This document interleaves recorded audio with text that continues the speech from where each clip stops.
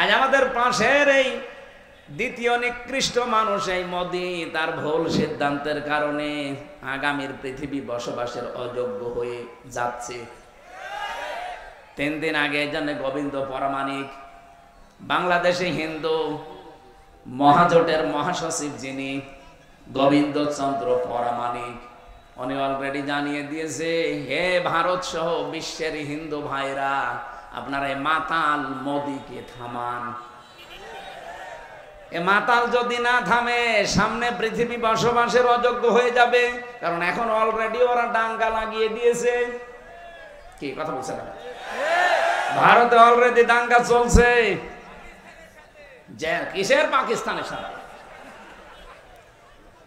দেখেন বাতাস আসলো বলে। আর যেহেতু ওখানে এতদিন পর্যন্ত আমাদের ওই চিন্তা করা লাগে নাই, কারণ ওদের সাথে আমরা দেখতে পাচ্ছি আশপাশে কোনো রাষ্ট্রের মিল নেই। আপনি ভারতের সাথে দেখেন, এই যে আমি কয়েকটা রাষ্ট্র ঘুরে আসলাম, ওদের সাথে আফগানিস্তানের একটা বর্ডার আছে, মিল নেই। পাকিস্তানের সাথে তো দা কুমড়ার সম্পর্ক, ভুটানের সাথে মিল নেই, মালদ্বীপের সাথে মিল নেই, শ্রীলঙ্কার সাথেও মিল নেই, মায়ানমারের সাথে মিল নেই, চীনের সাথেও মিল নেই। আমাদের সাথে মিল ছিল, বুবু ছিল, বুবু নেই, মিল নেই।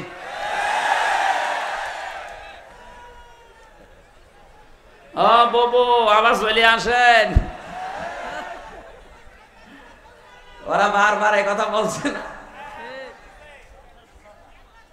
এতদিন শুনতাম যে বলতো আমাদের স্বামী স্ত্রীর সম্পর্ক, যদিও এই কথাটা বলা জায়েজ নেই, কারণ দাদা ফুল হাতা আর আমরা হাফ হাতা।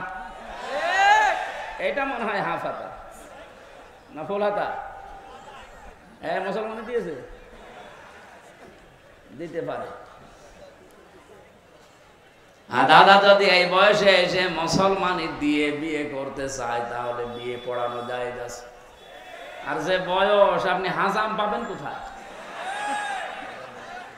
বয়সে হাজাম পাওয়া যাবে, বুড়ো হাজাম লাগবে না? আর বুড়ো মানুষের হাতে আপনি অস্ত্র দেবেন, ও আগা কাটতে যে গোড়া কেটে ফেলবে। এই জন্য দাদার এই বয়সে যেন আবার শখ না জাগে যে আমি আবার বিয়ে করব। যদিও এতদিন এরা ছড়িয়েছিল যে আমাদের স্বামী স্ত্রীর সম্পর্ক, এটা দাহা মিথ্যা কথা। এই কথা বলে না কেন? দাদা যা করেছে জীবনে হেদায়েত পাওয়া সম্ভব না। কারণ মানুষ যখন পাপ করতে করতে সীমা ছাড়িয়ে যায়, ইন্নামা নুমলি লাহুম লিয়াজদাদু ইসমা ওয়া লাহুম আযাবুম মুহিন। সূরা আলে ইমরানে আছে, 4 নম্বর পারা 12 নম্বর পৃষ্ঠা 11 নম্বর লাইনে আছে।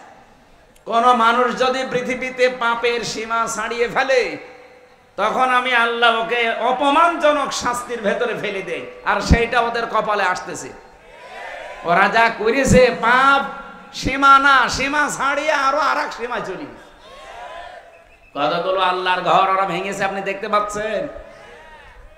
1500 বছর আগে আব্রাহা নামক একটা লোক শুধুমাত্র আল্লাহর একটা ঘর ভাঙার চেষ্টা করেছিল, ভাঙতে পারে নাই। তাই তাদেরকে আল্লাহ আবাবিল পাঠিয়ে, কি আপনি আসেন কেন? আপনার কাছে পানি কে চেয়েছে? লাগবে না ভাই, এগুলো কোনো না, আপনি তো শুনছেন না, তাহলে এসব ঝামেলায় আছেন। না না, কিচ্ছু করা লাগবে না। কিছু লাগলে আমি আপনাকে বলবো, ভালো করে শোনেন কি বলতে চাই। 1500 বছর আগে ওরা একটা ঘর শুধু আল্লাহর বাইতুল্লাহ কাবা শরীফ ভাঙার চেষ্টা করেছিল, ভাঙতে পারে নাই। 1.5 কিলোমিটার আগ থেকে ওদেরকে কাঁচ ফিম মাকুল বানিয়ে দিয়েছে আল্লাহ। কি কথা বলে না কেন? আর এখন একটা দুইটা না, কতগুলো ঘর তারা ভেঙে দিল ধোয়া ধোয়া তুলে। কি ধোয়া? ধোয়া ধোয়া। ওরা এখন ধোয়া তুলেছে যে এই জায়গায় নাকি মন্দির ছিল, এই জন্য ভেঙে এখন আবার মন্দির বানাবো। পৃথিবীর মানুষ মাটির নিচে তেল পায়, গ্যাস পায়, সোনা পায়, রূপা পায়, আর ওই শয়তানরা শুধু মাটির নিচে মন্দির পায়। ওরে যদি মানে উলঙ্গ করে পিটাতে পারতাম,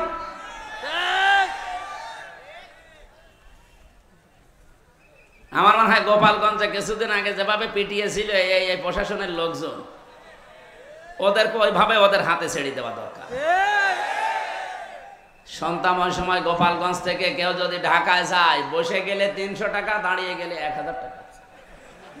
দাঁড়িয়ে যাবে কি করি, পেছনে এমন অবস্থা করেছি। এখন আল্লাহর ঘরগুলো যারা এই ভুয়া ধোয়া তুলে ভেঙে দিচ্ছে, আমার মনে হয় তাদেরকেও এই প্রশাসনের হাতে ছেড়ে দেওয়া দরকার। নে পেছনে কি অবস্থা হয় দেখ। এখন যদি বাংলাদেশে আওয়াজ তুলি আমরা যে ঢাকার স্বামীবাগে ইসকন মন্দির 500 বছর আগে এখানে মসজিদ ছিল, ভেঙে আমরা মসজিদ বানাবো, মানবেন? আপনি মুসলমান তাই বলছেন না, আর হিন্দুরা মানবে?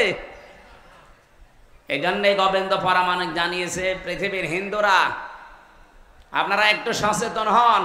এই মাতাল লোকটাকে যদি না থামান, এর এই ভুল সিদ্ধান্তের কারণে এমন কিছু নাজিল হবে যেটা টাকাল দেওয়া সম্ভব হবে না। এখানে আমাদের দেশে এরকম কিছু হাওয়া আমরা পাচ্ছি। আপনি কি খেয়াল করেছেন কিছু? নারী কমিশন যে 318 পৃষ্ঠার যে রিপোর্ট দিয়েছে, আমি পুরাটা পড়েছি এই 4 দিন মিলে, পুরাটা শেষ করে আমি 13টা ভুল পেয়েছি, বাকি সবই ভুল। এই 13টা 100 ভাগের 100 ভাগ ভুল। ওরা প্রথমে যেটা জানাতে চায় যে স্বামী যদি স্ত্রীর সাথে মিলন করতে চায়, স্ত্রী যদি রাজি না হয়, স্বামী যদি জোর করে এই কাজ করে, তাহলে স্ত্রী তার পরের দিন যদি মামলা দেয়, তাহলে ধর্ষণ মামলা হবে, প্রমাণ হলে স্বামীর ফাঁসি। আমি আপনার কথা মেনে নিলাম ভাই, স্বামী জোর করে আপনাকে সংসার করতে চায়, আপনি রাজি না, আপনি ধর্ষণ মামলা দিলেন। আমার প্রশ্ন হচ্ছে, ফাঁসি দেওয়ার জন্য সাক্ষী লাগবে না? কথা বলছেন এখানে? এখন ওই জায়গায় কেউ কি ছিল যারা সাক্ষী দেওয়ার মতো? অথবা ওখানে সিসি ক্যামেরা দিয়ে রাখা লাগবে, অথবা ইউটিউবারদের পাঠিয়ে দেওয়া লাগবে, দেখ তা আপনি এদেরকে পাঠালে হবে?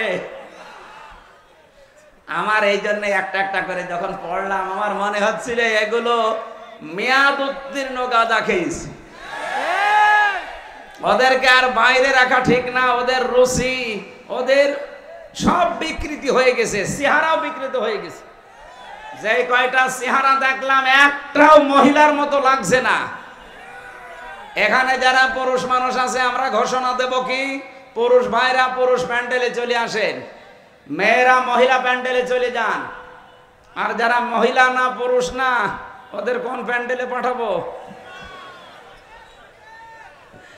আমি ওদের চেহারার দিকে তাকিয়ে আমার মনে হচ্ছিল ওগুলো মনে হয় তৃতীয় লিঙ্গ। আপনি তৃতীয় লিঙ্গের কোনো কিছু বলতে পারেন, আপনি মহিলাদের পক্ষে বিপক্ষে কথা বলেন কোন কারণে? আপনি কি মহিলা? মেয়ে লোক হওয়ার জন্য যে সমস্ত সিমটম দরকার আপনার তো কিছুই নেই। আমি নিচে নামলাম না, অনেক স্যাররা আছে তাই। এই জন্য আমার মনে হয় এদেরকে আর বাইরে রাখা ঠিক না। এদের পেছনে অবশ্যই রাঘব বোয়াল আছে, আমরা জানি। পৃথিবীর কোন রাঘব বোয়ালে কাজ হবে না। এদেশে 92% মুসলমান যতদিন আমরা আছি, কিছু না থাক আমাদের, অন্তত লা ইলাহা ইল্লাল্লাহ। এই কথা বলেন না কেন? এখানে আমরা চাই খুব তাড়াতাড়ি এই মানুষগুলোকে আপনারা পাবনায় পাঠান। আমি কয়েকদিন আগে গিয়েছিলাম হেমায়তপুরে দেখার জন্য, যে দেখি পাগল এখন আর অত বেশি নেই। জিজ্ঞাসা করলাম একজনকে, বলছো হুজুর এখন প্রায় ভালো হয়ে যায়, পাঠিয়ে দেয়। কয়েকজন আছে, আমার তো মনে হচ্ছে নতুন কিছু পাগলের আমদানি হচ্ছে, এদের পাঠানো দরকার। নয়তো এরা এই কথা লিখলো কি করি? আপনি কিভাবে কি সাক্ষী জোগাড় করবেন? আপনি নিজেই বলেন। এটা পাগলের মাথায় তো এই চিন্তা আসা ঠিক না। দ্বিতীয় নম্বরে তারা লিখেছে, দেহ আমার, সিদ্ধান্ত আমার। এটা কোরআনে কারিমের পুরা বিরোধী। আল্লাহ পাক বলেন, আলাহুল খালক ওয়াল আমর তাবারাকাল্লাহু রাব্বুল আলামিন। সৃষ্টি যার, সিদ্ধান্ত তার। কথা বলেন না কেন? আপনি কোন সাহসে বললেন যে দেহ আমার, সিদ্ধান্ত আমার? এ দেহ আপনার কে বলেছে? আমি এখন 33 বছর বয়সে আছি, 34 বছর বয়স আগে বলেন তো আমার অস্তিত্ব ছিল? আমির হামজা না, আমার মা বাবার তো বিয়েও হয়নি 35 বছর আগে। তার মানে উল্লেখ করার মতো আমি আর কিছু ছিলাম না। হামজা তো দূরের কথা, তো নিয়ে এসে বসিয়েছেন যিনি, তিনি কে?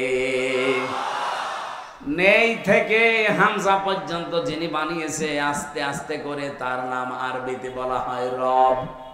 তারবিয়াতু শাইইন ইলা কামালিহি শাইআন ফাশাইআন।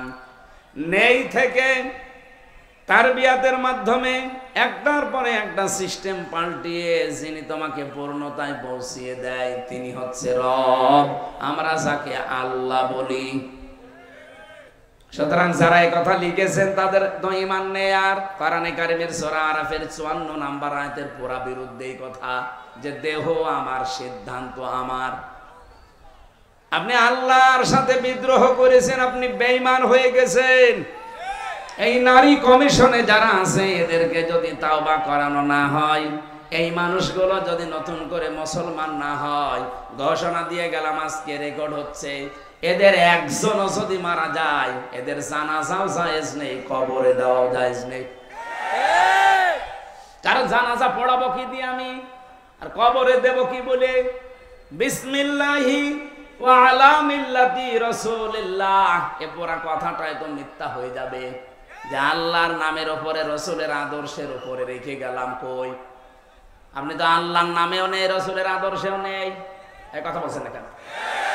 এই জন্য আপনাকে আমি রাখবো কি করে? আপনার জন্য আমি মিথ্যাবাদী হব? কি কথা বলেন না কেন ভাই? আমি আপনার জন্য মিথ্যাবাদী হব? এই জন্য আপনাকে কবরে দেওয়াও ঠিক হবে না, জানাজাও ঠিক হবে না। আপনারা একটা কাজ করা যায় না, আপনারা হিন্দুদের মতো পড়িয়ে ফেললেও হবে না, কারণ হিন্দুরা তো মানবে না। আপনারা করবো কি? কুকুর দিয়ে খাওয়ানো লাগবে।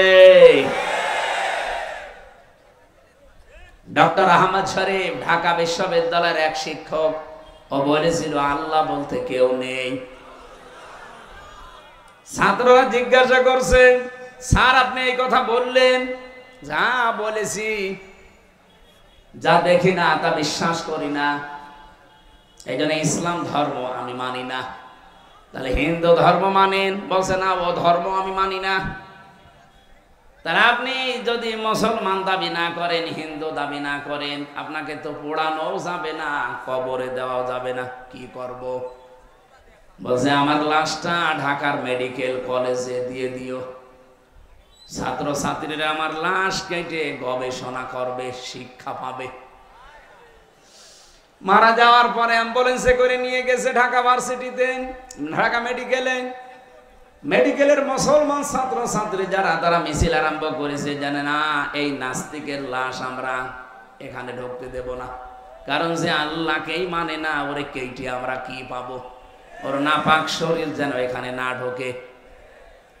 অ্যাম্বুলেন্সের ড্রাইভার চিন্তা করছে, ভার্সিটির ছেলে মেয়েরা ও না জানি খেপে গেলে আমার গাড়িতে যদি আগুন লাগিয়ে দেয়, ও মরা শয়তানের সাথে আমি জীবিত মানুষ পড়ে যাব। দরকার নেই ভিক্ষা, আগে কুকুর সামলা, দে গাড়ি ঘুরিয়ে টান। এখন ঢাকা মেডিকেল নেয়নি, হিন্দুদের মতো পুড়িয়ে ফেলা হয়নি, মুসলমানের কবরে দেওয়া হয়নি। কি হয়েছে? জীবনের শেষ ইতিহাস আমি পড়ে দেখেছি, হয়তো ওকে ডাস্টবিনে ফেলে দেওয়া হয়েছে, কুকুরে সিগালি খেয়েছে। আহ্বান জানাচ্ছে, যদি কপালে হেদায়েতের মতো কিছু থাকে আপনি ফিরে আসবেন, আর যদি একেবারে আবু সেহেলের মতো হয়ে যান, এ দোয়ায়ও কাজ হবে না।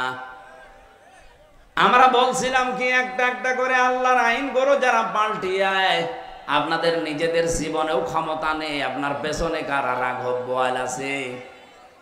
ডক্টর মোহাম্মদ ইউনূসকে আহ্বান জানাবো, এগুলো ধরেন, না হলে এই ভুল সিদ্ধান্তের কারণে ইসরায়েলের মতো, আমেরিকার মতো যদি দাবানল একবার চলে ওঠে বাংলাদেশে, শুধুমাত্র বন জঙ্গলের দাবানল না, মুসলমানদের দাবানল সামাল দেওয়া যাবে না।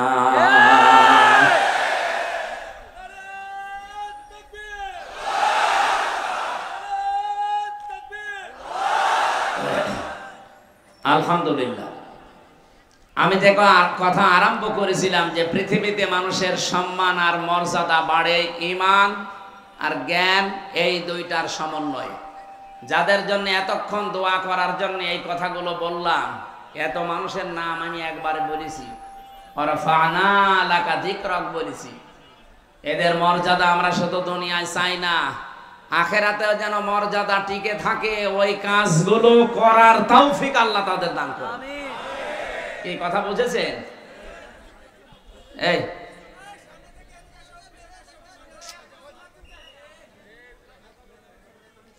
আপনারা এখানে আসেন, আসেন, আসেন। দরুদ আর সালাম পাঠ করছে আমাদের নবী, মানবতার মহান শিক্ষক মুহাম্মদুর রাসূলুল্লাহ সাল্লাল্লাহু আলাইহি ওয়াসাল্লামের প্রতি, যার মিশন আর ভিশন ছিল এই পৃথিবীতে তিনটা। আমরা যেহেতু নবীর উম্মত দাবি করছে, এখানে আমার মনে হয় অন্য ধর্মের লোক নেই, আছে? যদি থাকেন তো একজন, আপনাদেরকে ওয়েলকাম জানাচ্ছি। আমরা যেহেতু সবাই এখানে দাবি করছি আমরা নবীর উম্মত, নবীর যা কাজ ছিল আমাদের মিশন আর ভিশন ওইটা হওয়া দরকার। বিশ্ব নবীর এই পৃথিবীতে প্রথম মিশন ছিল তাওহীদ প্রতিষ্ঠা করা। আমার মনে হয় বাংলাদেশকে আল্লাহ যে জায়গায় এখন এনে দিয়েছে, এই জায়গাতে তাওহীদ প্রতিষ্ঠার একটা সুযোগ আল্লাহ তৈরি অলরেডি করে দিয়েছে। এখন এটা করার জন্য সিস্টেমগুলো কি কি? ১৫০০ বছর আগে আল্লাহ সিস্টেমটা জানিয়েছেন সূরা আলে ইমরান ৩ নম্বর পারা ১৭ নম্বর পৃষ্ঠার ২ নম্বর লাইনের ৬৪ নম্বর আয়াতে আছে।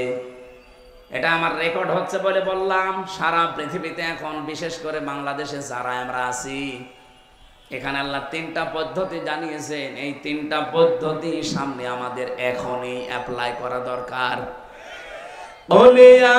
হালাল কিতাবি তাআলাউ ইলা কালিমাতিন সাওয়াইন বাইনানা ওয়া বাইনাকুম আল্লা না'বুদা ইল্লাল্লাহ ওয়া লা নুশরিকা বিহি শাইআ ইলা আখিরা। এদিকে তাকান। আল্লাহ পাক বলেন, নবী আপনি ডাক দেন যারা কিতাবের দাবি করে, হে আহলে কিতাবরা এদিকে আসো। আমি বাইরের দেশগুলোতে যখন ঘুরি, আহলে কিতাব যারা দাবি করে ওদেরকে আমি জিজ্ঞাসা করেছি। এদিকে তাকান। কয়েকদিন আগে মালয়েশিয়া, সিঙ্গাপুর, থাইল্যান্ড এই দেশগুলো ঘুরছিলাম। ট্রেনে যখন যাবার সময়, বাসে যাওয়ার সময় সিট পড়ে পাশে, যার নাম জিজ্ঞাসা করলে চেহারা দেখে মনে হয় যে মুসলমান, যে নাম জিজ্ঞাসা করে দেখি খ্রিস্টানের নাম বলছে। বললাম আপনার নবীর নাম কি? What is your prophet? তখন বলে যে যিশু। যিশু মানে ঈসা আলাইহিস সালাম। খ্রিস্টান তো ঈসা বলে। ইহুদির সাথে যদি দেখা হয়, জিজ্ঞাসা করি আপনার নাম, ও নাম শুনলে আমি বুঝি যেটা ইহুদির নাম। আপনার নবীর নাম কি? বলে জোসেফ। জোসেফ মানে মুসা আলাইহিস সালাম। ওরা ইব্রাহিম নবীকে আব্রাহাম বলে ডাকে, ওরা দাউদ নবীকে ডেভিড বলে ডাকে। ওদের নিজেদের নবীর নামও তারা পাল্টিয়ে ফেলেছে। যেহেতু আহলে কিতাব দাবি করলো, এই পৃথিবীতে এখন কিতাবওয়ালা আহলে কিতাব নেই। ইহুদি আজ যারা দাবি করছে ওরা মুসা নবীর আদর্শের উপরে নেই। আজ খ্রিস্টান ২৫০ কোটি, ওরা দাবি করছে ওদের নবীর নাম যিশু, অথচ হযরত ঈসা নবীর আদর্শের উপরে ওরা নেই। হযরত ঈসার জীবনী পড়ে দেখেন, পুরা জীবনী আমি পড়ে দেখেছি। হযরত ঈসার পৃথিবীতে জাগতিক সম্পদ বলতে কিচ্ছু ছিল না। হ্যাঁ, একটা জিনিস ছিল, শুধু পানি খাওয়ার একটা গ্লাস। উনি নদীর ধার দিয়ে একবার যাচ্ছিলেন, হঠাৎ দেখলেন একটা লোক পানি পান করছে নদী থেকে, এই আজলা দিয়ে দয়া হাতের ভেতরে পানি নিয়ে পানি পান করছে। অনেকক্ষণ দাঁড়িয়ে দাঁড়িয়ে দেখলেন, ডাক দিয়ে বলে, রব্বুল আলামিন, আমি তো মনে করছিলাম যে আমার মতো গরিব মানুষ এ পৃথিবীতে আর নেই। এখন দেখি এই লোকটা আমার চাইতেও গরিব। আমার তো পানি খাওয়ার অন্তত একটা মগ আছে, একটা গ্লাস আছে, জগ আছে, আর ওর তো কিছু নেই। এটা তিনি নদীর ভেতরে ছড়িয়ে মেরে বললেন, পৃথিবীর কোনো জাগতিক সম্পদ আমার দরকার নেই। আর আপনি তাকান আজ খ্রিস্টানদের দিকে, তাদের যে বিলাসবহুল জীবন, তারা যদি ঈসা নবীর উম্মত দাবি করে, হযরত ঈসা যেভাবে চলেছিলেন সেইভাবে তাদের চলা দরকার ছিল। কথা বলেন না কেন? আমার যে হাদিস পড়েছিলাম, এই হাদিসের শেষের দিকে হযরত ঈসার জীবনের কিছু কথাগুলো আছে। আমি যাব সামনের দিকে ইনশাআল্লাহ। আমি যে কথা এখন বলতে চাই, বাংলাদেশের মানুষ আমরা 92% যেহেতু মুসলমান, অন্য ধর্মের মানুষগুলোকে আমরা বাদ দিলাম, ওই 8% বাদ, 92% তো আমরা। আসেন আমরা নবীর এই তাওহীদ প্রতিষ্ঠার মিশনটা হাতে নেই, সুযোগ একটা এসেছে। আসেন একবারে আমরা সবাই এক জায়গায় এই 3টা কথাকে মেনে নেওয়ার চেষ্টা করি। 1 নম্বরে আল্লাহ না'বুদা ইল্লাল্লাহ, আজকে থেকে আমরা আল্লাহ বাদে আর কারো ইবাদত করব না। বাংলাদেশ জামাত ইসলামীর শ্রদ্ধাভাজন আমির জামাত সেদিন কিন্তু এই যে কোন জেলায় তিনি গিয়েছিলেন, ময়মনসিংহ। উনি ময়মনসিংহে অনেকগুলো আলেমের হাত এভাবে উঁচা করেছে, আপনারা ভিডিও দেখেছেন। এভাবে ডাক দিয়ে বললেন, আমাদের আল্লাহ এক, আমাদের রাসূল এক, আমাদের কোরআন এক, আমরা আর পার্থক্য থাকতে চাই না, আমরা সবাই এক।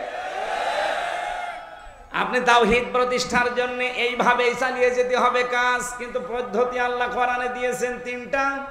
আমরা যেহেতু সবাই যারা হাত তুলছে এখানে আল্লাহ ছাড়া কারো ইবাদত করতে আমরা রাজি আছি, 1 নম্বরে আমরা ঠিক আছে। কি কথা বলেন এখানে? হ্যাঁ, কিছু মানুষ হয়তো ভুল ক্রমে অন্যের ইবাদত করে। কি এই এলাকায় আসে কিনা আমি জানি না, রাজশাহী বিভাগে এটা কম আছে। রাজশাহী, খুলনা, বরিশাল এগুলোতেও শয়তানরা আসে না, ওরা সব আস্তানা গেড়েছে সিলেট আর চট্টগ্রাম আর ময়মনসিংহ বিভাগে। কারণ ওই সমস্ত বিভাগগুলোতে শিরিকও বেশি, বেদাতও বেশি, এবার ইবাদতও বেশি। এই যে আমার গিয়াসউদ্দিন তাহেরি ভাই, আমি নাম বলতাম না, মনে চলে এসেছে তাই। উনি যে ইবাদত করে, জিকির একটা ইবাদত না? উনি জিকির করে কি আল্লাহর নামে? কিছুক্ষণ যদি আল্লাহর নামে করে, ও বলবে দেখেন ইয়ালি বাবা, শালি বাবা, কেল্লা বাবা, ফতে বাবা, এমনকি আগলা বাবা, পাগলা বাবাও জিকির হচ্ছে। আমার প্রশ্ন হচ্ছে, আল্লাহর পরিবর্তে যে নামগুলো বললেন এগুলো জিকির করা জায়েজ না হারাম? কোথায় আছে?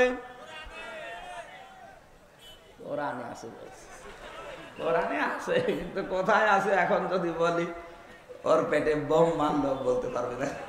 আছে, সূরা আরাফে আছে, 9 নম্বর পারা 13 নম্বর পৃষ্ঠা 4 নম্বর লাইনের 180 নম্বর আয়াতে আছে, ওয়ালিল্লাহিল আসমাউল হুসনা ফাদউহু বিহা ওয়া দারুল্লাযীনা ইউলহিদুনা ফি আসমাই।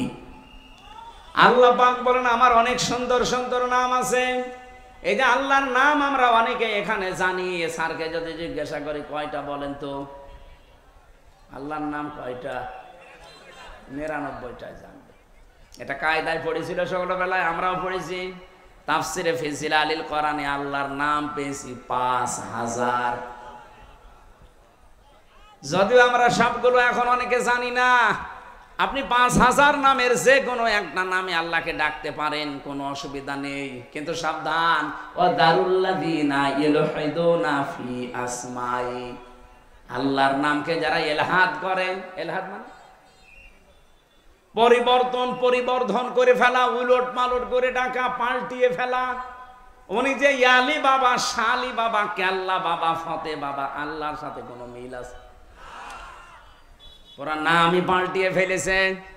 এই জন্য আল্লাহ বলেন, আমার নাম যারা পাল্টিয়ে ডাকে, উলট পালট করে দেয়, আমার নাম বাদ দিয়ে অন্য কাউকে ডাকে, তাদের সাথে তোমরা ডাকবা না। কে বলছে? সুতরাং আজকে থেকে যারা আল্লাহ বাদে অন্যের ইবাদত করছে তারা বাদ। এদেশে ঐক্য যদি প্রতিষ্ঠা করতে হয় তাহলে আল্লাহর ইবাদতের বাইরে যারা, ওরা বাদ। এই কথা বলেন না কেন? সেটা যদি জামাত ইসলামকে বাদ দেওয়া লাগে বাদ দিয়ে দেন, যদি হেফাজত ইসলাম বাদ দেওয়া লাগে বাদ দিয়ে দেন। আপনি একা হন তা অসুবিধা নেই, কিন্তু আমরা আল্লাহর ইবাদত করতে চাই নির্ভেজাল ভাবে। আল্লাহ নাবুদা ইল্লাল্লাহ, নবী আপনি ওদের বলেন যে আসো আমরা আল্লাহর ইবাদত করি, এর সাথে অন্য কাউকে যেন আর 2 নম্বরে ওয়ালা নুশরিকা বিহি শাইআ, আল্লাহর ইবাদতের সাথে আমরা কাউকে শিরিক করব। বলেন বলেন। এবার এই পয়েন্টের উপর আমি 2 মিনিট কথা বলতে চাই, ভালো করে শুনবেন। যেহেতু আল্লাহর ইবাদতের সাথে আমরা আর কাউকে শিরিক করতে চাই না, শিরিকের ব্যাখ্যা আমি বহু জায়গায় নাটোর জেলায় বলেছি।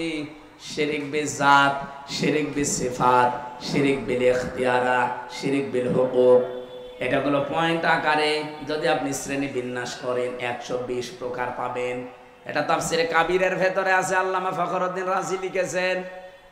এক কথায় জবাব দিলাম যে আল্লাহ যেটা পারে ওইটা অন্য কেউ পারে, এই বিশ্বাস করার নাম শিরিক। এই কথা বোঝা যায়নি? আল্লাহ যেটা পারে ওইটা অন্য কেউ পারে, এই বিশ্বাস করার নাম। এদেশে বিশ্বাস নেই, বলেন বলেন বলেন তো সন্তান দিতে পারে কে? অন্য কেউ পারে। যারা অন্য কাউকে বিশ্বাস করেন আপনি কিন্তু শিরিক করছেন, আর শিরিক করলে আপনি মুশরিক। এ পর্যন্ত বুঝেছেন? এবার আসেন 2 নম্বরে, এ জমিন বানিয়েছে কে? আল্লাহ। এ জমিন বানিয়েছে আল্লাহ, এখানে আইনও চলবে আল্লাহর।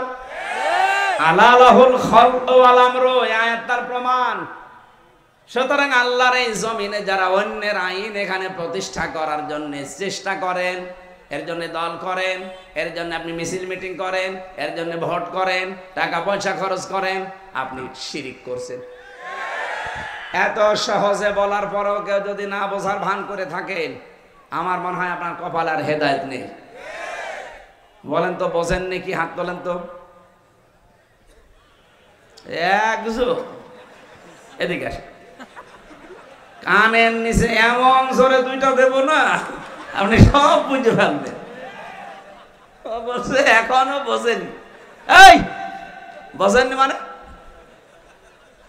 আপনি নিজেই বললেন যে আমাকে ছেলে মেয়ে কেউ দিতে পারে না। কে পারে? আল্লাহ। অন্য কেউ যদি পারে বিশ্বাস করলে আপনি শিরিক করলেন। শিরিক করলে আপনি মুশরিক। মুশরিকের জন্য জান্নাত হারাম, জাহান্নাম ওয়াজিব। আর ফতোয়া লাগবে? আর ফতোয়া লাগলে সূরা মায়েদা 6 নম্বর পারা 19 নম্বর পৃষ্ঠার 12 নম্বর লাইনে আছে, ইন্নাহু মা ইউশরিক বিল্লাহ ফাকাদ হারামাল্লাহু আলাইহিল জান্নাহ ওয়া মাওয়াহুন নার। এটা যেমন খুব সহজে বুঝে ফেললেন যে ছেলে মেয়ে আল্লাহ ছাড়া কেউ পারে না, তে জমিন আল্লাহ বানিয়েছে, এখানে অন্যের আইন যদি কেউ কায়েম করার চেষ্টা করে সে আল্লাহর সাথে শিরিক করছে না? এটা বোঝেন না মানে? আপনি বুঝেছেন ঠিকই, কিন্তু টাকা পেয়েছেন। ওরে মোনাজাতের পরে একটু আলাদা বসাবেন তো, 2 চাটি দিয়ে তারপর বাড়ি যাবেন। বলে বোঝে না। তাহলে আল্লাহর সাথে যারা শরীক করবে না এই সিদ্ধান্তে যারা আসবে তারা আমাদের সাথে আছে। এই কথা বলেন না কেন? এর সাথে যদি হেফাজত আসতে চায়, জামাত আসতে চায়, চরমনায় আসতে চায়, আটরশি আসতে চায়, অসুবিধা নেই। কিন্তু আল্লাহর সাথে শিরিক করে আপনি জামাত ইসলাম করবেন, এরকম জামাত আমি মানি না। আল্লাহর সাথে শিরিক করে আপনি চরমনার মুরিদ হবেন, এরকম চরমনা আমি মানি না। ওই যে পিসকে হুজুর কি বলেছিল, এই প্রধানমন্ত্রী সাতার কসুর আমি মানি না, এই জন্যই ওরে জেলে রেখে দিয়েছি। আমারও রিমান্ডে ওরে নিয়ে 10 দিন প্রশ্ন করেছে, পিসকে হুজুর, আর বলে আমি হাসিনা মানি না। জিনিস সাহস আছে ওরে ধরে রাত 12:30টার পরে পুরা উলঙ্গ করে ওর হাতের উপরে সিগারেট দিয়ে একটা অর্ধ উলঙ্গ মেয়ে লোক এখানে কাঁধের উপরে হাত, ও তো হাত পচে না, তারপরও হাত দিয়ে ছবি তুলে বসে ছেড়ে দেবে। ওই দিন এমন কন্দন করেছিল, আমার সাথে ছিল তো, এক রুমে ছিলাম আমরা।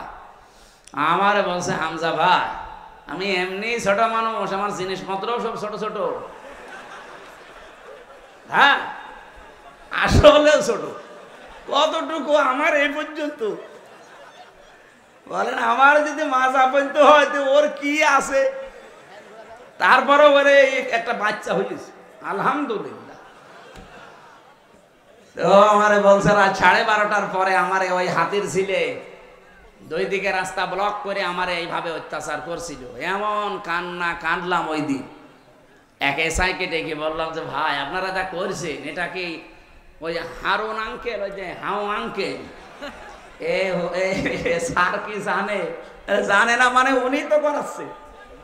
ও উনি করাচ্ছে, অথচ দিনের বেলায় দেখা করতে এসে বলে হুজুর কেমন আছেন, ভালো আছেন, সব কিছু খোঁজ নিয়ে যায়, আর উনি এটা করাচ্ছে। আমারে যেভাবে উলঙ্গ করেছে আল্লাহ যেন ওনারও উলঙ্গ করে। ঠিক ছোট হুজুরের তো হয়তো ছোট জিনিস দেখা যায়নি, কিন্তু হারুন আঙ্কেলের 3 ইঞ্চি। কয় ইঞ্চি? ওইটা হয়তো 4-5 জন এসআই দেখেছিল, আর এরটা সারা দুনিয়া দেখেছে। কয় ইঞ্চি? মহিলারা পর্যন্ত জিকির করে 3 ইঞ্চি 3 ইঞ্চি। আলেমদের বরদোয়া লেগে গেছে। কোথায় আছে সে আল্লাহর ওলি? হাউ আঙ্কেল আপনাদের এই নাটোরের বাগাতিপাড়া, লালপুরে 17, 18, 19, 20 এই সমস্ত বছরগুলোতে বহুবার এসেছি, কিন্তু কোরআনের কথা আমারে বলতে দেয়নি। এই বকুল সাহেব আর আজাদ সাহেব, এই আজাদ না, আর এক আজাদ আছে, সে দুইটা এখন পালিয়েছে। আমার আগে যিনি কথা বলছিলেন কে আমি জানি না, উনি ওই যে আল্লাহর ক্ষমতার উপরে অহংকার যারা করে তাদের পরিণতি কি এই বিষয়ে টাচ দিচ্ছিলেন, আমি হালকা শুনছিলাম। এই জন্য আমরা যেন অহংকার সামনে না করি ভাই। সূরা নমলের 52 নম্বর আয়াতটা পড়লে আমার কাছে এই বাংলাদেশের সাথে একেবারে খাপের খাপ মিলে যায়। আল্লাহ পাক বলেন ফাতিলকা বুয়ুতুহুম খাবিয়াতাম বিমা যালামু, এই সেই ঘরগুলো, আল্লাহ যেন এভাবে আঙ্গুল দিয়ে দেখাচ্ছে, এই সেই আজাদের ঘর, এই সেই বকুলের ঘর, এই সেই হানিফের ঘর, এই সেই ডিলুর ঘর। এখন যদি বলেন হানিফ, ডিলু, আজাদ, বকুলের নাম কোথায় আছে, এদিকে আসেন আপনাকে দেখাচ্ছি। আমি দেখাতে পারবো, দরকার আমি তাফসীর দেখব এখন, কারণ এখানে বাইতুন নেই, বুয়ুত বহু বচন। আল্লাহ বুয়ুত বহু বচন দিয়ে জানিয়েছে যে এরকম মানুষ আজকে না, যদি এটা লূত নবীর জামানায় নাজিল হওয়া, এটা কিয়ামত পর্যন্ত এই চরিত্রের মানুষ থাকবে। আল্লাহ এ পর্যন্ত বলেননি, কিন্তু এরপরে আরো শব্দ আছে। আল্লাহ পাক বলেন খাবিয়াতাম বিমা যালামু, এগুলো আজ জনশূন্য হয়ে পড়ে আছে, এগুলো উজাড় গৃহ হয়ে গেছে, এগুলো মানব শূন্য হয়ে গেছে, পরিত্যক্ত হয়ে পড়ে আছে, কেউ এখানে আর যেতে চায় না। যেতে যদি চায়ও ঘৃণার সাথে যায়। আপনি কুষ্টিয়ার হানিফ সাহেবের বাড়ি যান, আপনি যে দেখেন বাড়ি আর বাড়ি নেই, পায়খানার প্যান পর্যন্ত মানুষ খুলি নিয়ে চলে গেছে। যদিও হালকা পাতলা 2-1টা ইট ছিল, এই ফেব্রুয়ারির 5 তারিখে আযাবুল বুলডোজার নাজিল হয়ে ছাতা সব শেষ। সারা দেশে আযাবুল বুলডোজার নাজিল হয়েছিল না? আল্লাহ বলেন এই জালেমদের বাড়ি ঘরগুলো একটু দেখেন না কেন, এই সেই ঘরগুলো খাবিয়াতান, আজ উজাড় গৃহ হয়ে গেছে, পরিত্যক্ত করে দিয়েছি আমি, বিমা যালামু, এদের জুলুমের কারণে। আল্লাহ পর্যন্ত কিন্তু শেষ করে দিতে পারতেন, কিন্তু এর পরের শব্দটা আমাদের জন্য। আল্লাহ পাক বলেন ইন্না ফি যালিকা লাআয়াতাল লিকাউমিন ইয়ালামুন। এখানে প্রথমে ইন্না আছে আর মাঝে আছে লামে তাকিদ। আল্লাহ 2বার গ্যারান্টি দিয়ে জানিয়েছেন অবশ্যই অবশ্যই এর ভেতরে জ্ঞানী যারা তাদের জন্য শিক্ষা আছে। কি শিক্ষা? ফাকতিয়া দাবিরুল কওমিল্লাযিনা যালামু, সূরা আনআম 7 নম্বর পারা 12 নম্বর পৃষ্ঠার 4 নম্বর লাইনের 45 নম্বর আয়াতের প্রথম অংশে আছে। এটা তাফসিরে ফি জিলালিল কোরআনে সাজ্জাদ কুতুব এভাবে লিখেছেন। আল্লাহ পাক বলেন জালেমদের শিকড় কাঁটা হয়ে গেছে। কেটেছে কে? আল্লাহ মানে ওই যে আলেমকে জিজ্ঞাসা করে তো কুতিয়া, এটা মজুলের ফাইল জানা নেই, এর কর্তাকে কেউ জানে না। আপনি যদি এখন বলেন যে বকুলের বাড়ি ভাঙলো কে, কেউ জানে না। হ্যাঁ, আপনি হানিফের বাড়ি ভাঙলো কে, কেউ জানে না। ইনুর বাড়ি ভেঙেছে কে, কেউ জানে না। আসলেও তো কেউ জানে না। ফাকতিয়া, এজন্য আল্লাহ কতিয়া দিয়েছেন। যে জালেমদের শিকড় কাটা হয়ে গেছে। এখনো যারা জালেমদের পক্ষে সাফাই গান, অনেকে আশায় বুক বেঁধে আছেন যে ববু চট করে আসবে, তাহলে আল্লাহর কোরআনের আয়াত মিথ্যা হয়ে যাবে। কারণ এর আগের ইতিহাসের দিকে তাকান, লক্ষণ সেন 510 বছর হয়ে গেল, আজও আসেনি। এই কথা বলছে না কেন?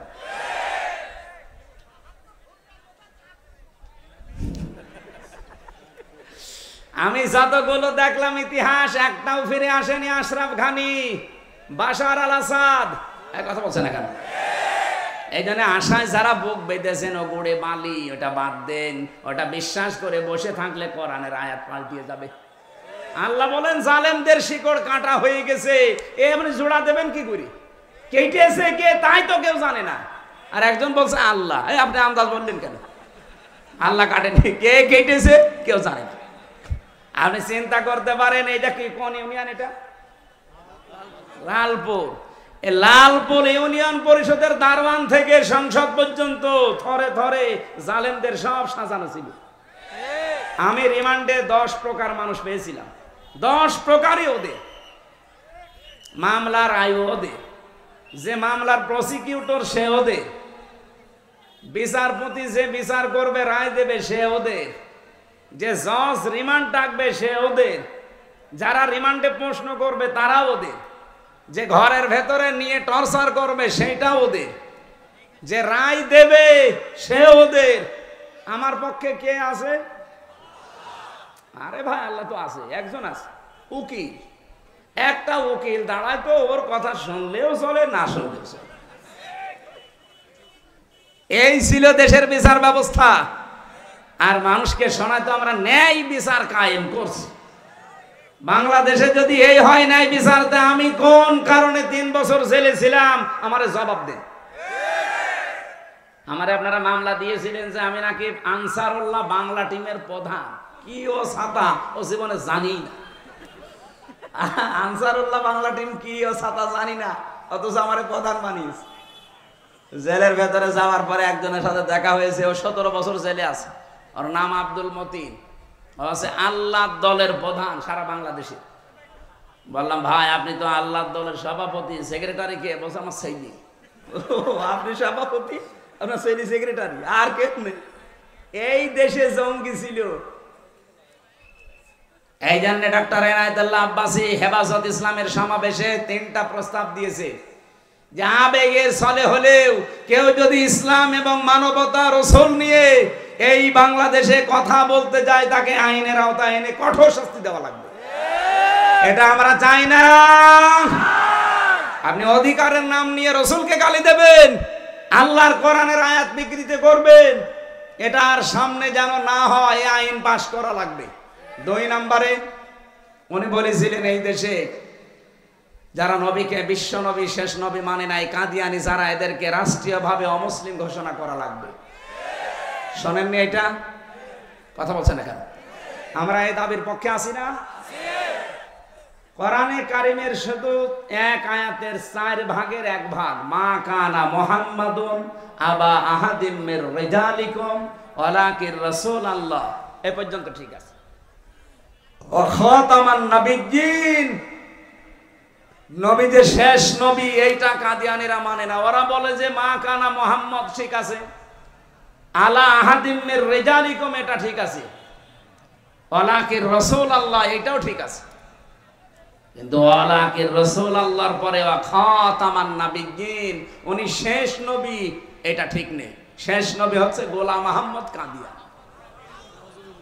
এতটুকু অস্বীকার করার কারণে কাদিয়ানীরা কি বলেন? বলেন মুসলিম ঘোষণা রাষ্ট্রীয়ভাবে করা হোক। বারবার কিন্তু আহ্বান জানানো হয়েছে 92% মুসলমানের দেশে। হ্যাঁ, তারা অমুসলিম হয়ে থাক, তারা ইহুদি, খ্রিস্টান, বৌদ্ধ, মুশরিক, হিন্দু, মাজুসি, এদের মতো থাকবে, কোনো অসুবিধা নেই। কিন্তু আপনি মসজিদ বানাবেন, আজান দেওয়ার সময় এই যে দর্শনা, চুয়াডাঙ্গা দর্শনা উথলি একটা মসজিদ আছে কাদিয়ানীদের, ওরা মোহাম্মদুর রাসূলুল্লাহ আজান দেয় না, আহমদ গোলাম আহমদ কাদিয়ানী এই শব্দ আজানের মাঝে জুড়ি দেয়। এজন্য বারবার আমরা কিন্তু বিভিন্ন কায়দায় আহ্বান জানিয়েছি। আপনারা যদি গন্ডারের চামড়া নিয়ে থাকেন, সে গন্ডারকে নাকি কাঁতুকুতু দিলে 3 দিন পরে টের পায় যে আমারে কাঁতুকুতু দিয়েছে। এদের অবস্থা যদি এই হয়, জুলাই আগস্ট কিন্তু শেষ হয়ে যায়নি, আবার 1-1.5 মাস পরে আরম্ভ হবে। যারা দায়িত্বে আছেন আপনারা জুলাই আগস্টের ফসল, জনগণ ছাত্র জনতা আপনাদেরকে জায়গায় বসিয়েছে। সুতরাং এ দেশের মানুষের সেন্টিমেন্ট বুঝবেন। উল্টাপাল্টা সিদ্ধান্ত নিয়ে বিভিন্ন কল কাঠি যারা নাড়াচ্ছে তাদের কথা শুনে আবার দেশটা অস্থিতিশীল করবেন, নিজেও থাকতে পারবেন না, আমাদের কপালেও আগুন লাগাবেন। কি আমাদের দেওয়ালে ফিট থেকে গেলে তো তখন আর কামড় দেওয়া ছাড়া উপায় থাকবে না। এই কথা বলেন না কেন?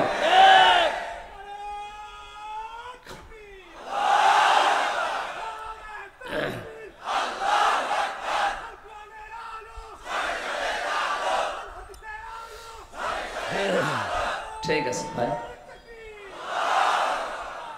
আমার ভাইরা, আমরা শিরকের যে বিষয় নিয়ে পর্যন্ত এসেছিলাম একটু তাকান। আজ বাংলাদেশে ঐক্যের বারবার ডাক দেওয়া হচ্ছে, সবাই আসেন, কিন্তু শিরক যারা করেন তারা আসলে ওই ঐক্য থাকবে না। কি শিরক যারা করেন তারা যদি এসেও থাকেন লোক দেখানোর জন্য, ঐক্য টিকবে না। এজন্য শিরক যারা বাদ দিতে পারেন তারা আসেন। 3 নম্বরে, ওয়ালা ইয়াত্তাখিদা বা'দুনা বা'দান আরবাবাম মিন দুনিল্লাহ, আল্লাহ বাদে আমরা কাউকে অভিভাবক হিসাবে আর গ্রহণ করব না। আমাদের অভিভাবক ইন্ডিয়া না, আমাদের অভিভাবক ওই আমেরিকা না, চীন না, রাশিয়া না, আমাদের অভিভাবক কে? এই বিশ্বাসে যারা বিশ্বাসী তাদেরকে এক জায়গায় নেন। 92% মুসলমানের ভেতর থেকে যদি সব বের হয়েও চলে যায়, যদি 51% টিকে থাকে, এই দেশে আগামীতে কোরআন কায়েমে বাধা কেউ দিতে পারবে না। আল্লাহ এরপরে দিয়েছেন ফাইন তাওয়াল্লাও, এরপরেও যদি কেউ মুখ ফিরিয়ে যায়, যাক ফাকুলু শাহাদু, আপনি একটু ঘোষণা দিয়ে দেন, ফাকুলু শাহাদু বিআন্না মুসলিমুন, আমরা কারো মুখাফেক কিনা, আমরা মুসলমান।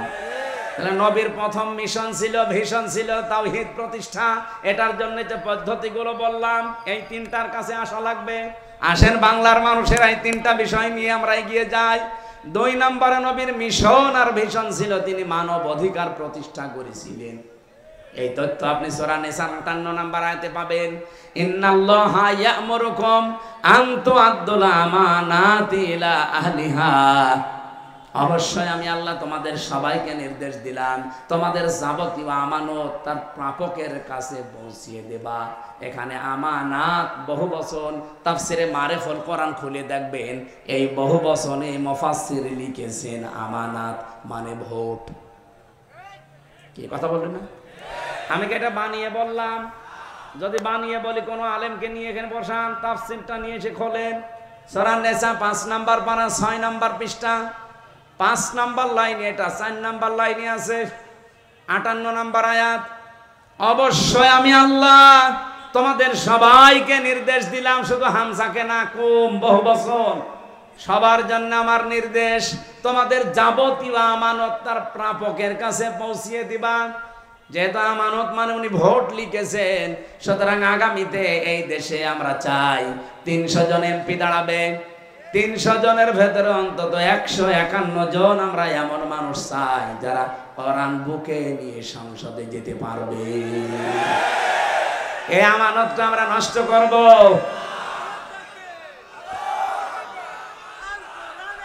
এই আমার কথা বলতে দেন ভাই।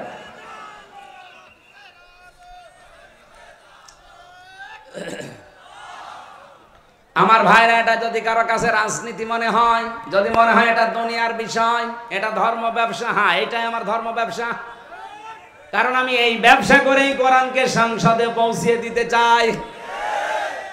আগামীতে আবুল কালাম আজাদ ভাইয়ের মতো যদি বাংলার 300 এমপির 151 জন কোরআন বুকে নিয়ে যেতে পারে, ওয়াইদা হাকামতুম বাইনান নাস আন তাহকুমু বিল আদলি, যখন তোমরা বিচার করবা মানুষের মাঝে, ন্যায় বিচার করবা, তো ওখানে যদি আপনি কোরআন নিয়ে যেতে না পারেন, ন্যায় বিচার করবেন কি দিয়ে? এই 54 বছরে ন্যায় বিচার দেখতে পাইনি, শুধু এইটা নেই তাই। একটু সুযোগ করে দেন না কেন? 54 বছর তো বিভিন্ন জিনিস দেখলেনি, একবার একটু পাগলামি করে হোক আর যেভাবে একটু দেখেন না কেন? আপনি একবার যদি দেখতে পারেন যে এটা বিচার ব্যবস্থায় চলছে, আমি আল্লাহর কসম দিয়ে গ্যারান্টি দিতে পারি জীবনেও বিনা কারণে জেল খাটা লাগবে না। এই জন্য মানব অধিকার প্রতিষ্ঠা করা এটা রাসূলের মিশন ছিল, ভিশন ছিল। আমাদের জীবনেরও মিশন আর ভিশন এটা হওয়া লাগবে। এখানে যদি কারো দ্বিমত থাকে হাত তোলেন, যে না এটা আমি মানি না, তোলেন।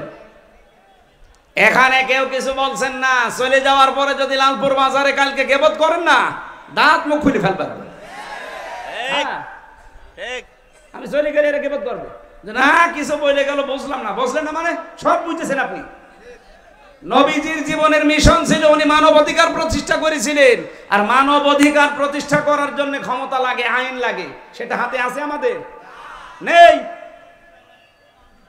খুজলা তামাদামা তান ফাইদা সারা রিশওয়াতান ফিদ্দিন ওয়ালাসতুম বিতারিকিহি ইয়ামনাকুমুল ফাকরা ওয়াল হাজা আলা ইন্না রিহাল ইসলামি দাইরাতুন ফাদুরু মাআল কিতাবি হাইসুদার আলা ইন্নাল কিতাবা ওয়াস সুলতান লা ইফতারিকান ফালা তুফারিকুল কিতাব। এদিকে তাকান।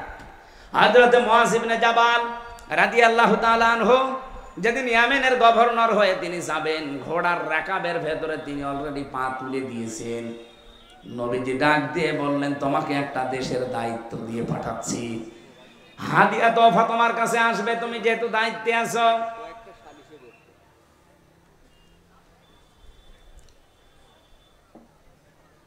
আমার আলোচনায় কোনো প্রশ্ন থাকলে বলেন তো আগে বলেন।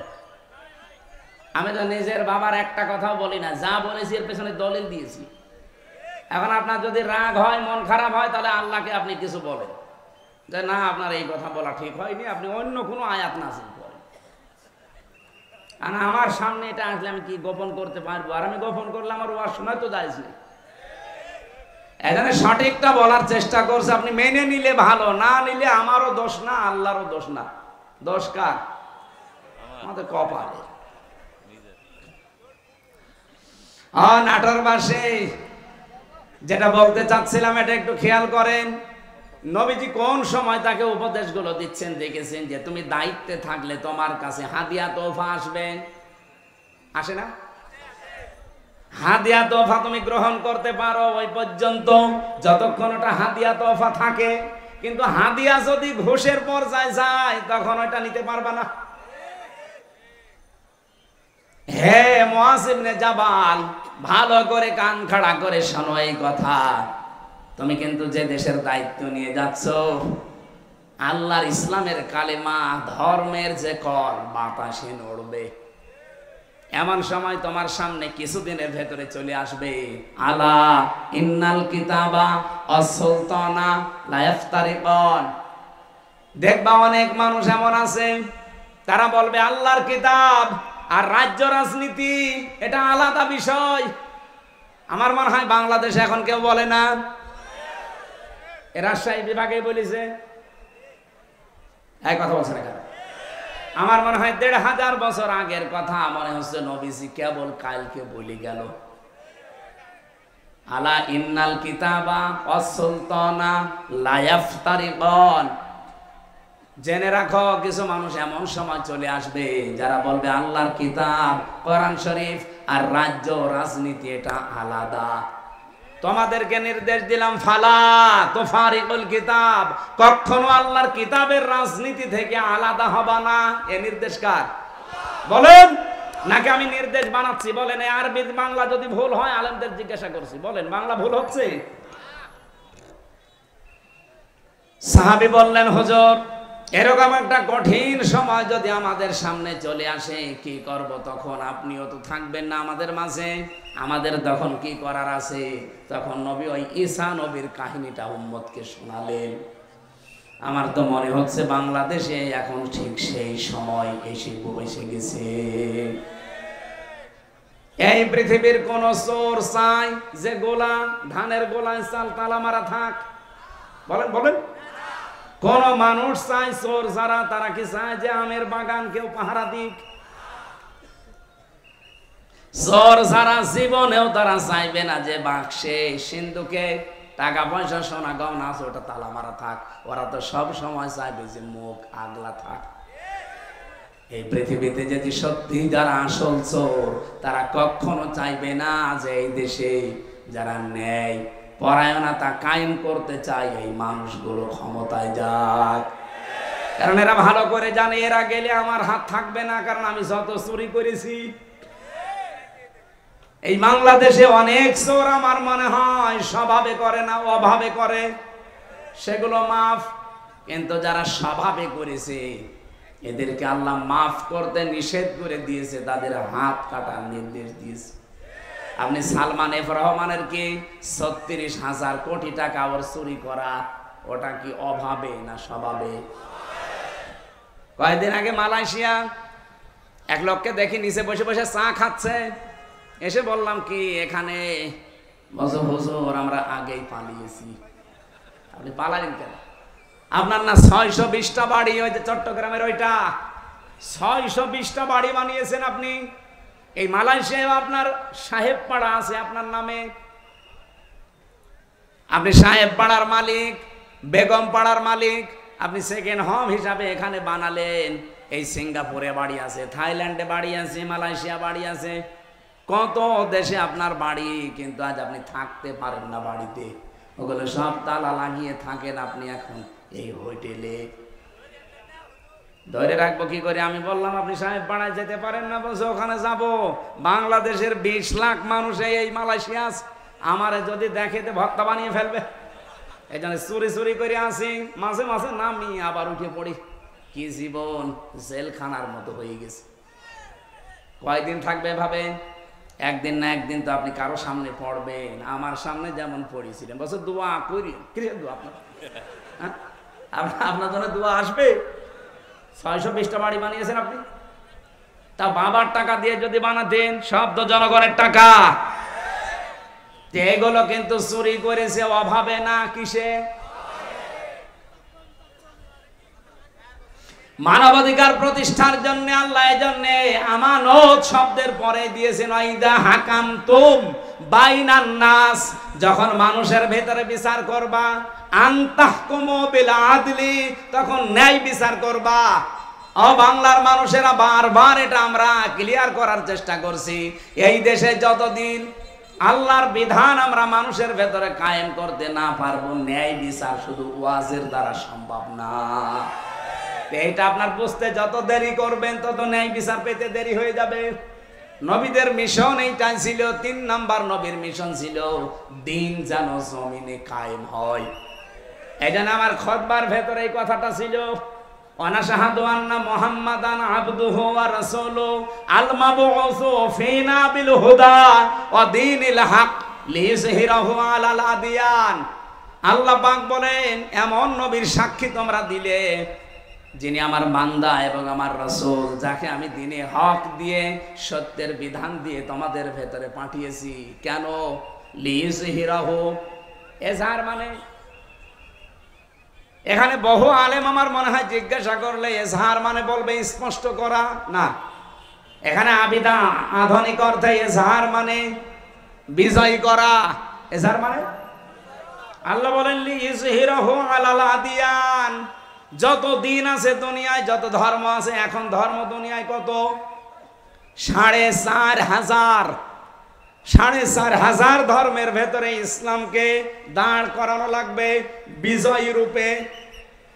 এ ঘোষণা কার? বলেন বলেন।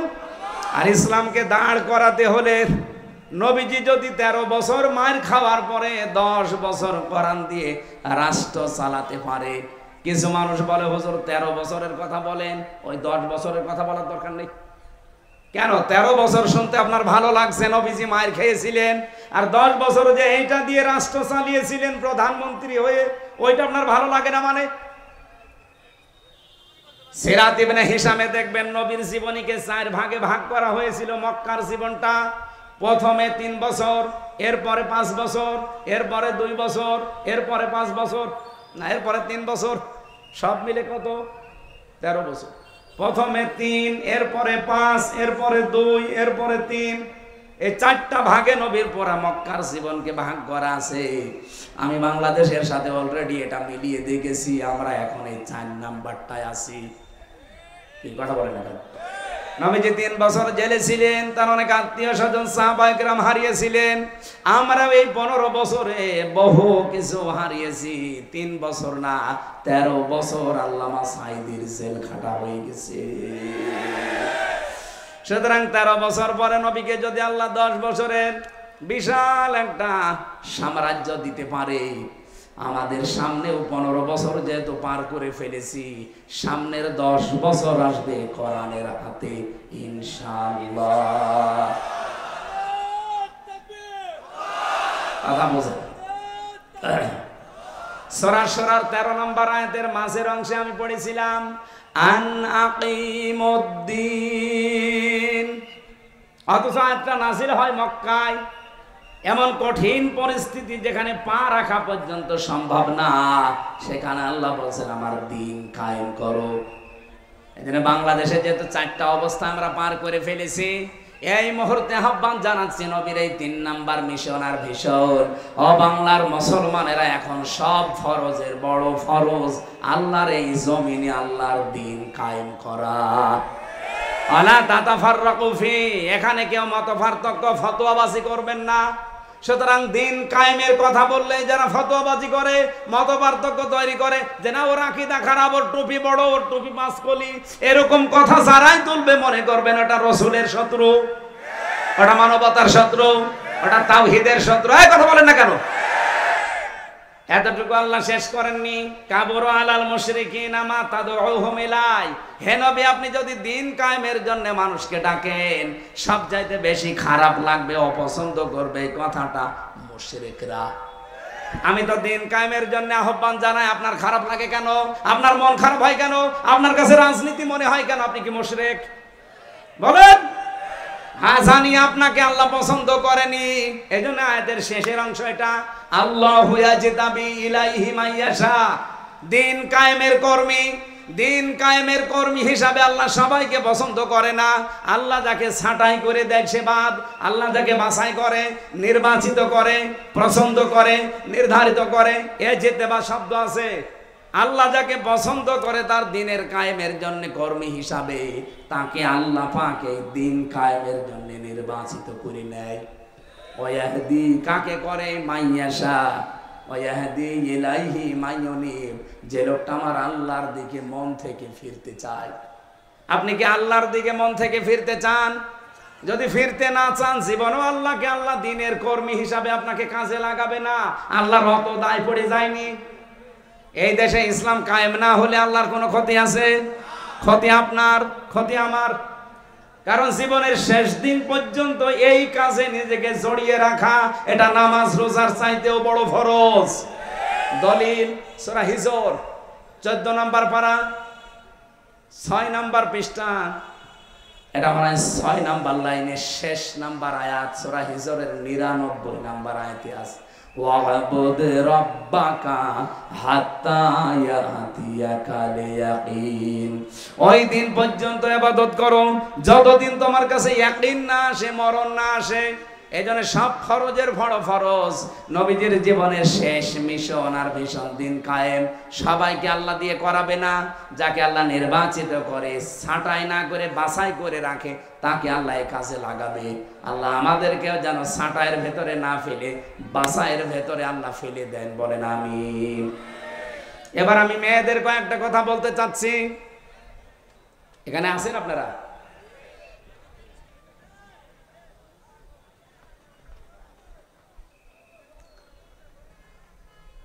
মেয়েরা এসেছে না? সম্মানিত মা বোনরা, কয়েক মিনিট আপনার জন্য আমি শিক্ষামূলক কয়েকটা কথা বলতে চাই।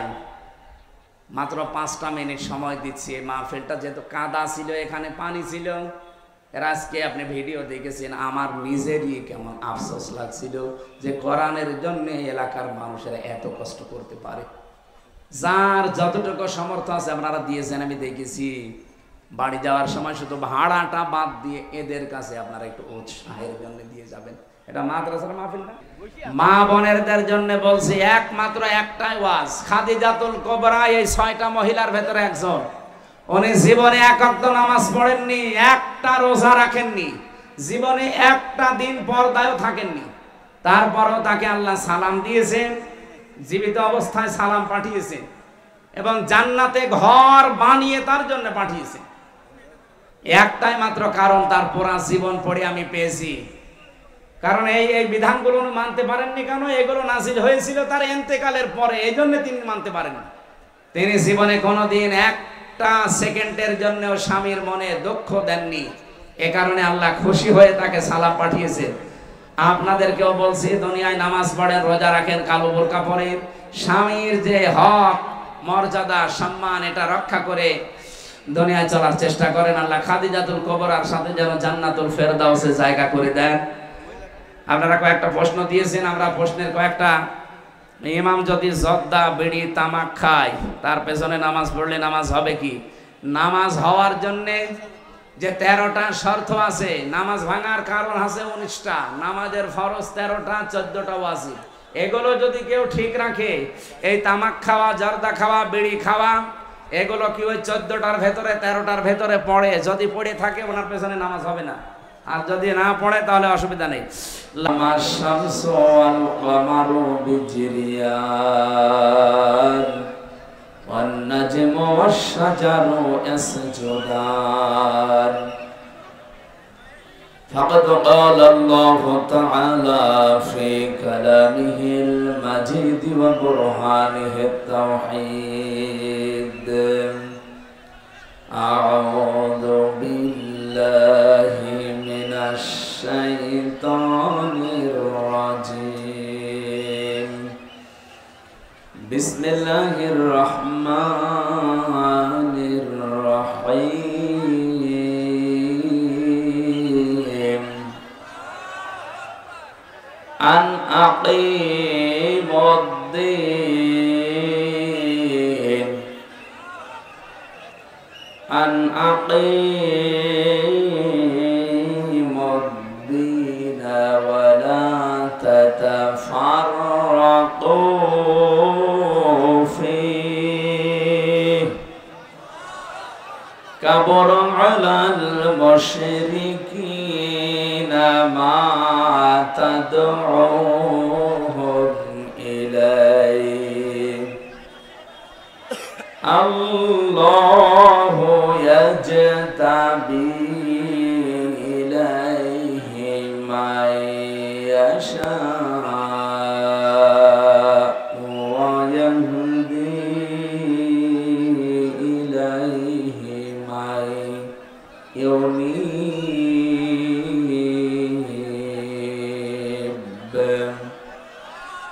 সাদাকতা ইয়া রাব্বানা।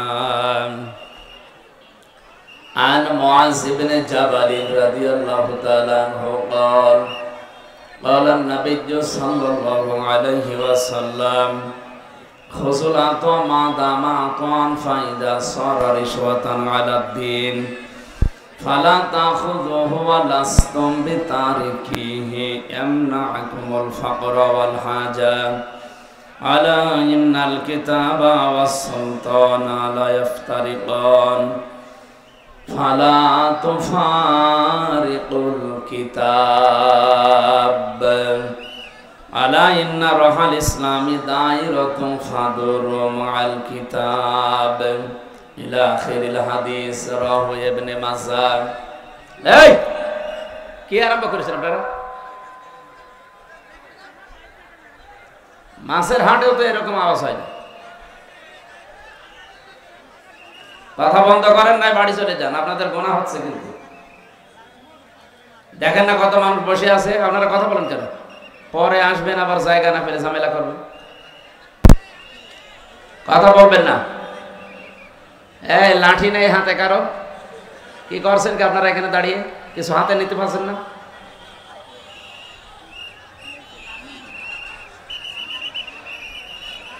হ্যাঁ, কথা বলবেন না ভাই। যাদের জায়গা সমস্যা, বসার সমস্যা, বাড়ি চলে যান, আপনার সময় নেওয়ার দরকার নেই। আপনি অন্য ডিস্টার্ব করবেন না। এরা যা কষ্ট করেছে আমি ভিডিও দেখছিলাম। আজকের মাহফিলটা সবচেয়ে বেশি পরিশ্রম হয়েছে। জায়গাটা পুরো মনে হয় কাদা ছিল, পানি ছিল। এরপরও যদি কেউ ডিস্টার্ব করেন আপনার কিন্তু ডবল গুনাহ হবে। এই মাইক বাজানো বন্ধ করেন তো। বাঁশি বাজাবেন না। দেবড়পাড়া বধিরামপুর যুব সমাজের উদ্যোগে ৮ম বাৎসরিক তাফসীরুল কোরআন মাহফিলের স্বনামধন্য সভাপতি, অত্র এলাকার সর্বজন শ্রদ্ধাভাজন ব্যক্তিত্ব বিশিষ্ট শিক্ষাবিদ জনাব AHM মমতারুল আজাদ দামাত বারকাতুহুমুল আলিয়া, বলেন আমিন। মাহফিলের প্রধান অতিথি, সারা জীবন জ্ঞানের আলো ছড়িয়েছেন আপনাদের এলাকার সন্তান জনাব মোহাম্মদ রফিকুল ইসলাম মুকুল। এখানে বিশেষ অতিথি হিসাবে উপস্থিত আছেন সার্জেন্ট মোহাম্মদ এমদাদুল হক, জনাব রফিকুল ইসলাম রফি, জনাব রফিকুল ইসলাম। এই এলাকায় রফিকুল বেশি নাকি? আলহাজ সিরাজুল ইসলাম, আমজাদ হোসেন, রাশিদুল ইসলাম, মমতাজউদ্দিন, আজিজুর রহমান, সদর আলী, আব্দুর রাজ্জাক। আরাফানা লাকা যিকরাক। এদের সম্মান মর্যাদা শুধু দুনিয়া না, উভয় জগতে আল্লাহ যেন আরো বাড়িয়ে দেন। বলেন বলেন। পৃথিবীতে মানুষের সম্মান কিসে বাড়ে অনেকে জানে না। অনেক মানুষ মনে করে যে সম্মান মনে হয় জোর জবরদস্তি, মাস্তানি, এর ভেতরে মনে হয় আছে। সামনাসামনি আপনাকে হয়তো ভয়ের কারণে সম্মান দিতে পারে। সম্মান এটা কিন্তু ভয় থেকে তৈরি হয় না, ভেতর থেকে তৈরি হয় মহব্বতের সাথে। আর সম্মান, মর্যাদা, ইজ্জত এটা আল্লাহ নির্ধারণ করে দিয়েছেন নিজের জন্য, রাসূলের জন্য, আর ঈমান যাদের আছে তাদের জন্য। আলিল্লাহিল ইজ্জাতু ওয়া লিরাসূলিহি ওয়া লিল মুমিনিনা ওয়ালাকিন্নাল মুনাফিকিনা লা ইয়ালামুন। আল্লাহ তাআলা বলেন ইজ্জত, সম্মান, মর্যাদা আমার জন্য, আমার রাসূলের জন্য, আর পৃথিবীতে যাদের ঈমান আছে আর ঈমান অনুযায়ী যারা কাজ করে তাদের জন্য। আর যদিও বাস্তবতার নিরিখে আমরা দেখি অনেকে এগুলোকে দেখতে পারে না, সম্মান দিতে চায় না সামনাসামনি। সৃষ্টি জগৎ যত আল্লাহ বানিয়েছেন 18,000 মাখলুকাত এটা বলা হয়, এর চাইতে অনেক আছে। সব সৃষ্টির ভেতরে যাদের ঈমান অনুযায়ী কাজ হয়, ঈমান অনুযায়ী যারা দুনিয়াতে কাজ করতে পারে, আমল করতে পারে, তাদের প্রতি মহব্বত, ভালোবাসা আল্লাহ নিজে তৈরি করে দেয়। এটাকে আমি বানালাম। বলেন বলেন। এখানে কি এত নড়াচড়া করেন কেন? ফ্যান দেওয়া লাগবে না। ঠিক আছে, বসুন বসুন, বাইরে রেখে দিয়ে ভালো করে বসেন তো। এত কষ্ট করে অনুষ্ঠান দিয়েছেন আপনারা, নিজেরাই যদি না শোনেন, ও বাইরের লোক দিয়ে শুনিয়ে কাজ হবে? নিজেরা আগে শোনেন। আর এখানে যদি কেউ দাঁড়ায় না, সেলাই বসুন বসুন। মানুষের মর্যাদা, সম্মান যেহেতু আল্লাহ ঈমান এবং এই ঈমানের উপরে ভিত্তি করে যারা কাজ করবে তাদের প্রতি এটা নির্ধারণ করে দিয়েছেন, নির্দিষ্ট করে দিয়েছেন। ইয়ারফা'িল্লাহুল্লাযীনা আমানু মিনকুম ওয়াল্লাযীনা উতুল ইলমা দারাজাত। সূরা মুজাদালার 11 নম্বর আয়াতের মাঝের অংশে আছে, পৃথিবীতে যাদের ঈমান আছে আর ঈমান এবং যারা জ্ঞান পেয়েছে, ইলম পেয়েছে, এই দুইটা গুণ যাদের ভেতরে পাওয়া যাবে। ইয়ারফা এটা মুজারে, বর্তমান, ভবিষ্যৎ, প্রেজেন্ট, ফিউচার। আল্লাহ বলেন দিন যত যেতে থাকবে এদের মর্যাদা, সম্মান বাড়তেই থাকবে। আয়াতের ব্যাখ্যায় আমি একটা আয়াত পেয়েছি, সূরা মারিয়ামের 96 নম্বর আয়াত, ইন্নাল্লাযীনা আমানু ওয়া আমিলুস সালিহাতি সায়াজআলু লাহুমুর রাহমানু উদ্দা। অবশ্যই যারা বিশ্বাস করে আল্লাহর প্রতি এবং এই বিশ্বাসের দাবি অনুযায়ী আমলে সালেহ করে। নাটোরবাসী, এখানে একটা শিক্ষা আছে, এদিকে তাকান। জন্মের পর থেকে আমরা এই আয়াতটা অনেকেই প্রথম অংশ শুনেছি যে ইন্নাল্লাযীনা আমানু ওয়া আমিলুস সালিহাত। শোনেননি? যারা ঈমান আনে আর আমলে সালেহ করে।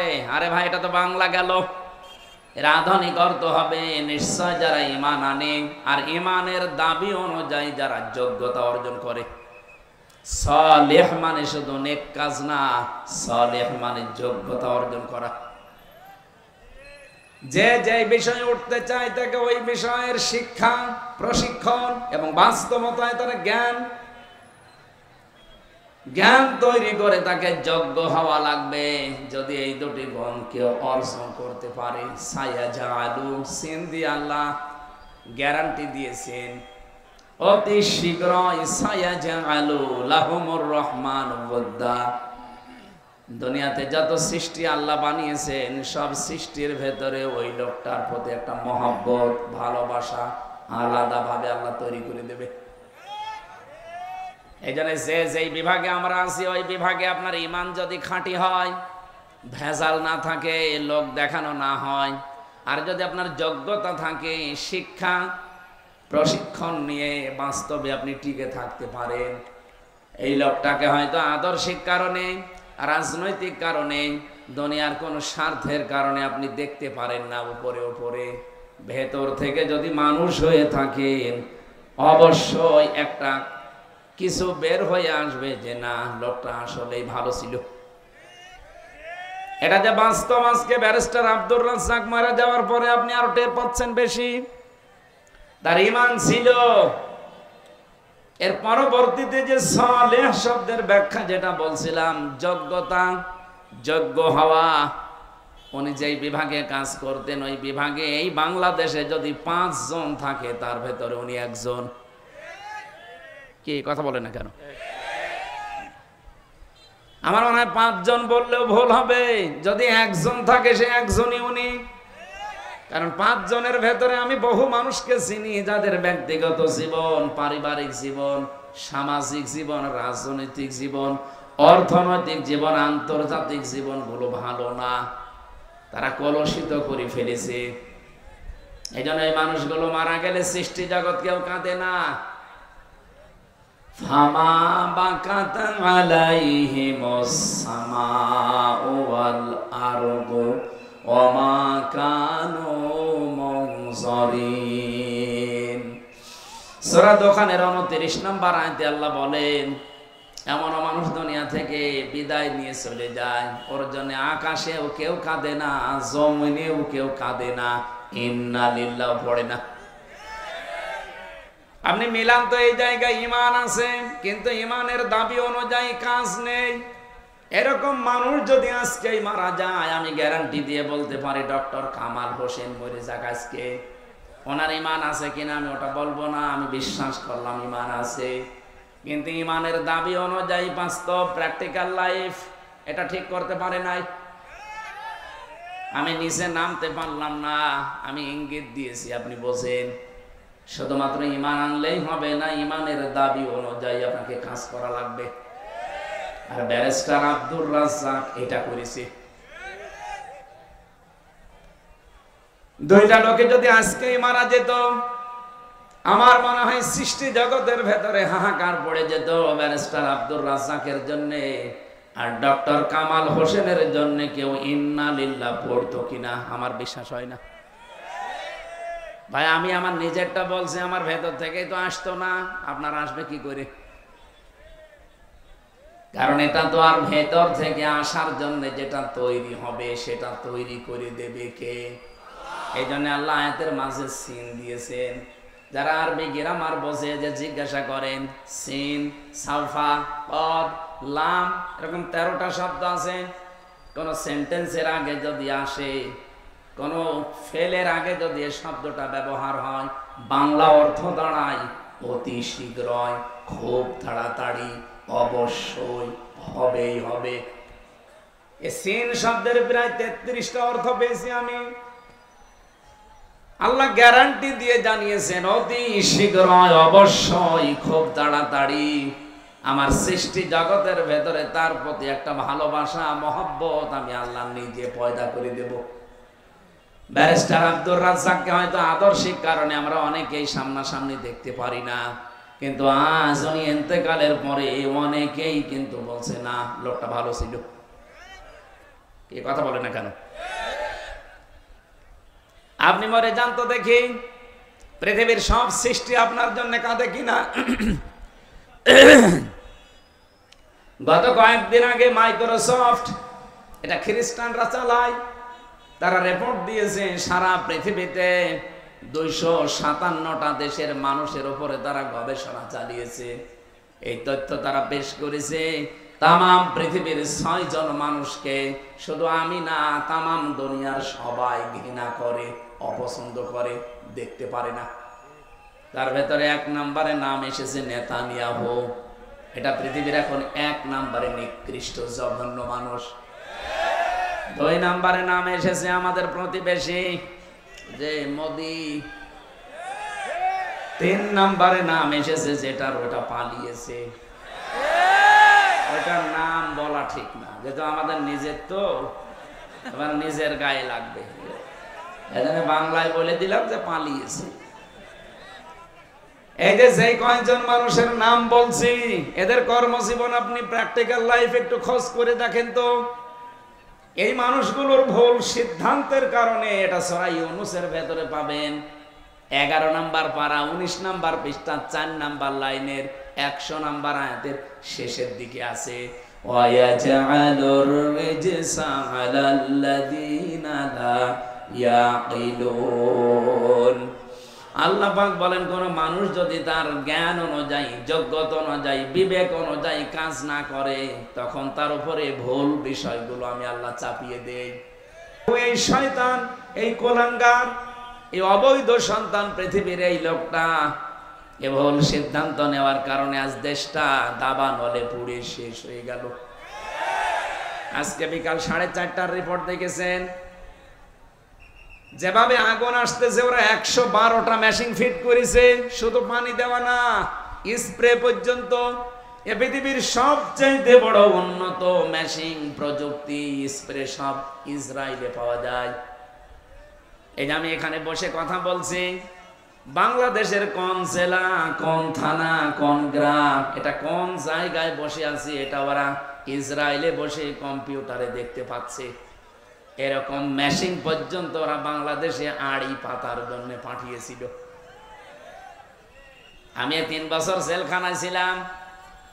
প্রথম যে 10 দিন রিমান্ডে ছিলাম, দ্বিতীয় দিন আমার রিমান্ডে জিজ্ঞাসা করছে যে সাতক্ষীরার মাওলানা আমিরুল ইসলাম বিলালী, উনি আপনার বাড়িতে কল দিয়ে এই কথা বলতে বলেছে যে আপনি বলবেন আমি জামাত ইসলাম করি না। আমি বলছি, এই কথা বললো কি করি? আমার মোবাইল তো আপনার কাছে, বাড়ির নাম্বার ট্যাগ করে ওরা এখান থেকে বসে বসে মেশিনের মাধ্যমে, এই আয়না ঘর যেটা বলা হয়, এটা মিনি, বিগটা তো আমি দেখিনি, ছোটটা আমি দেখেছি। এখানে বসে ওই মেশিন ফিট করে এই মামলার সাথে রিলেটেড যারা যারা আছে, মানে ওদের সন্দেহ হয় যার যার উপরে, তাদের নাম্বারগুলো সব এখানে ট্যাগ করা আছে। পৃথিবীর যেখান থেকে নাম্বারে কল দেন না কেন, ওরা কি বলছেন সব শুনতে পাচ্ছে। চিন্তা করলাম একটু দেখি, বানিয়ে বলি যে না, এ কথা বলার কথা না। পরবর্তীতে দেখি আমাকে এসব রেকর্ড শোনাচ্ছে। এই দেখেন কণ্ঠকার।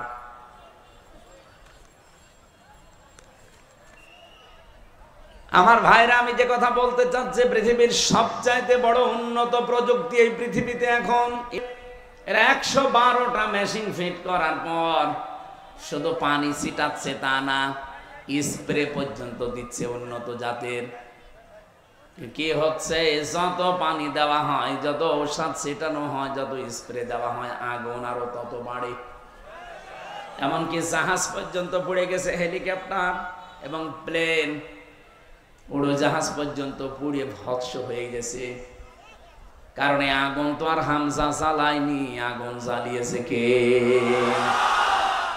আপনার ভুল সিদ্ধান্তের কারণে কিন্তু আপনার এলাকা সব ধ্বংস হয়ে যাবে। এই জন্য এজালুর রিজসা